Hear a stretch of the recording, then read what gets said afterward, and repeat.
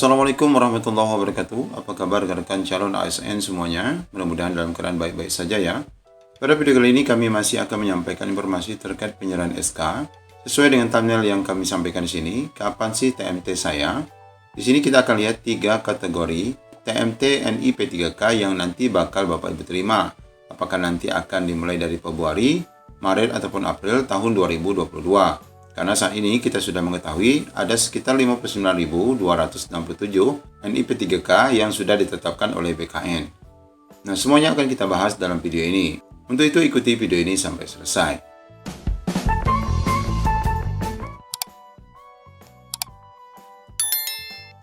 Baik Bapak Ibu, di sini kami memiliki tabel. Tentu saja Bapak Ibu memahami ini adalah tabel dari postingan BKN terhadap penetapan NIP3K yang terakhir diupdate pada tanggal 4 Maret 2022. Nah, di sini Bapak Ibu, dalam tabel ini hanya menyajikan berapa sih jumlah P3K yang lulus saat seleksi.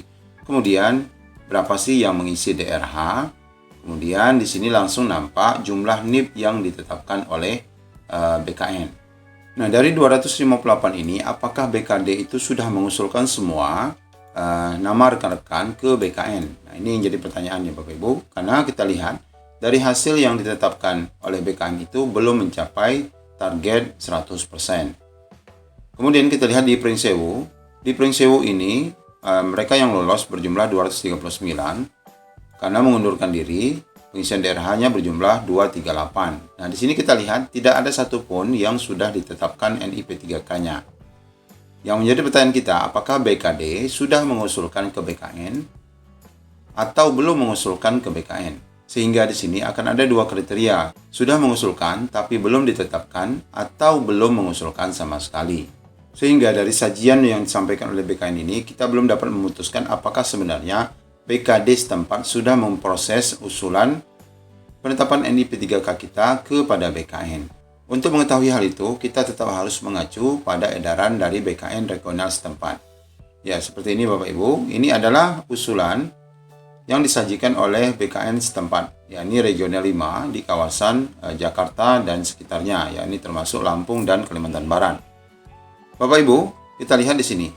Dalam tabel sebelumnya, kita lihat tulang bawang itu sudah lolos 258, ditetapkan 138. Kita lihat sebenarnya progres yang terjadi di lapangan adalah benar ya Bapak Ibu, usul masuk kepada BKN Kanrek itu 258 dan disetujui 138. Artinya pemerintah Kabupaten Tulang Bawang sudah menjalankan pengusulan sebagaimana mestinya.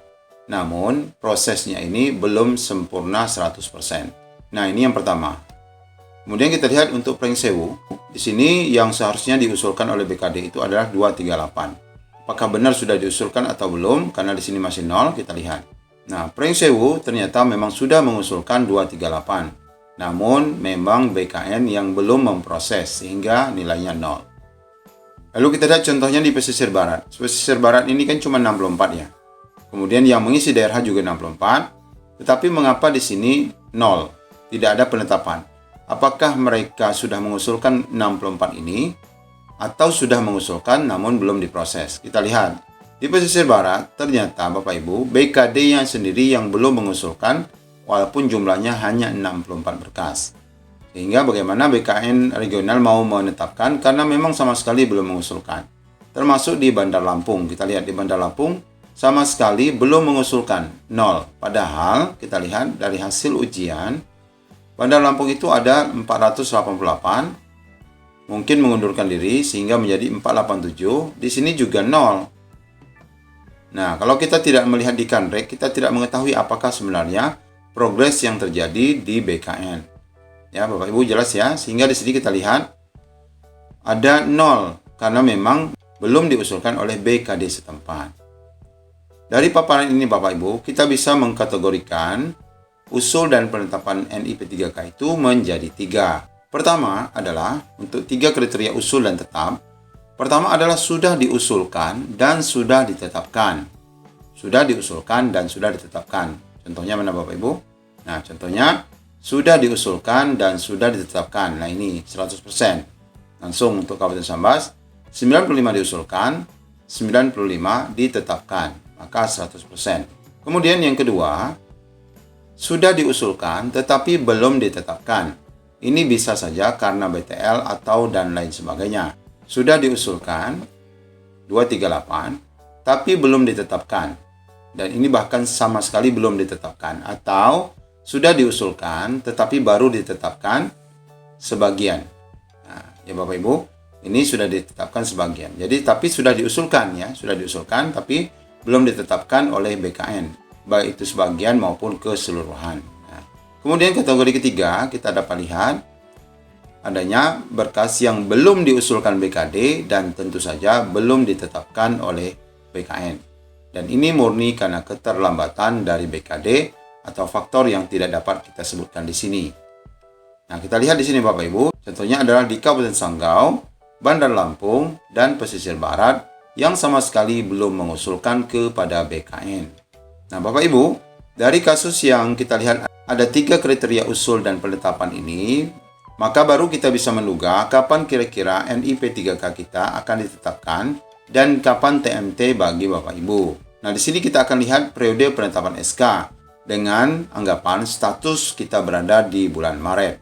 Yang pertama adalah berkas yang sudah diusulkan tadi dan sudah pula ditetapkan NIP 3K-nya, maka periode penetapan SK selambat-lambatnya adalah TMT Maret 2022. Artinya kalau sudah diusulkan dan sudah ditetapkan dalam tabel tadi, maka dapat kita pastikan bahwa TMT Bapak Ibu itu akan ditetapkan selambat-lambatnya Maret. Mengapa demikian? Seperti kasus di Kediri, itu periode penetapan NIP 3K mereka ditetapkan di bulan Februari. Kalau penetapan NIP 3K mereka di bulan Februari, maka otomatis mereka akan mendapatkan rapel 1 bulan pembayaran gaji mulai dari Februari.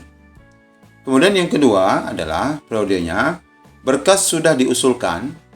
Ada tadi Bapak Ibu ya, sudah diusulkan namun belum ditetapkan.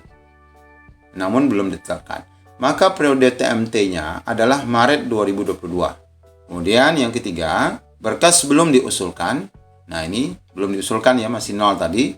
Maka periode penetapan SK Bapak Ibu secepat-cepatnya, nah ini secepat-cepatnya adalah April 2022.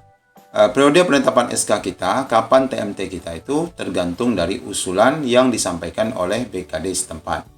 Nah, hal ini mengacu pada peraturan ataupun ketentuan masa penetapan NIP 3K yang sudah disampaikan, bahwa di sini disebutkan penentuan mulai berlakunya pengangkatan sebagai P3K guru tahun 2021 itu ditetapkan terhitung mulai tanggal 1 bulan berikutnya dari tanggal penyampaian usul penetapan NIP 3K guru kepada BKN untuk instansi pusat dan kepada kantor regional BKN untuk instansi daerah.